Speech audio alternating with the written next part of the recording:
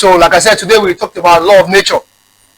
Law of nature, we talked about Genesis 1 verse 28. He said, and God blessed them. And God said, be fruitful,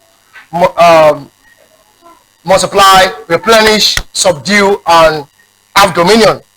Genesis 8 verse 22 say also that seed time and harvest shall not cease. And we said, definition of nature. Nature is divine collection of abilities, resources, opportunities, relationship, or potentials for productivity, multiplication, and dominion. So when you have this collection of all these things, that's a nature.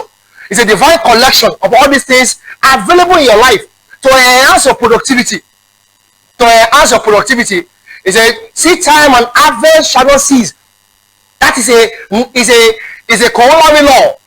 Is a model law upon which other law sits. That means whatsoever you give to life is what life gives back to you.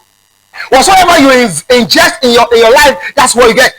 The result you have around your life is a function of your input to your life so far. I said that again right now. The result around your life now is a function of the input you are put to it. So if you are doing better, you will get better. So for you to do better, you need to know better. For you to do better concerning your life, you need to know better. See, God's nature is that, let me just tell you the law of nature. The law of nature is a law that perpetuates the existence of all living beings. The law of nature is a law that perpetuates the existence of all living beings. Like we said earlier, that the sun gives the green plant. It helps the green plant to cook its food for it to become greenish through chlorophyll. And as well, human system, you need to eat for it to stay alive and drink to stay alive. There's a law that governs our existence. That's a law of nature. That's a law of nature. So around our life, there's a law of nature that can be, when we understand the way the law of nature operates and we manifest it or use it to in our business, in our day-to-day life, it's going to help us to do a lot of things. It's going to help us to do a lot of things. So because this law also teaches us that whatsoever God gives to man in seed form must be cultivated into harvest form. Whatsoever God gives to man in seed form must be cultivated into harvest form.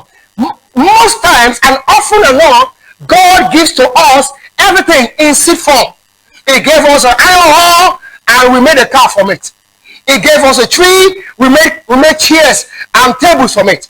He gave us, name what he gave us now. He gave us sand, we made blocks and bricks to make our houses.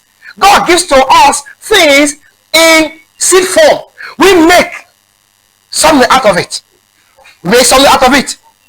So he gave us a mango seed. From the mango seed, we achieved the mango tree. He gives us ideas. From ideas comes a multinational companies. He gives us a skill. He opens our eyes to a skill. We learn a skill. From a skill, we have a national innovation business that's affecting nations. So while the earth remaineth, seed time and harvest shall not cease. Because God is a God of seed, processes, multiplication and dominion. God is a God of seed, processes, multiplication and dominion. He's so much interested in making our brain to work, because Bible says we have the mind of Christ. God has not created a dummy children. As a matter of fact, the first thing he did for man was that he blessed them. Genesis 1 verse 28, he said, and God blessed them. He said, be fruitful, multiply, replenish. What does it mean to bless them? He empowered them. He empowered us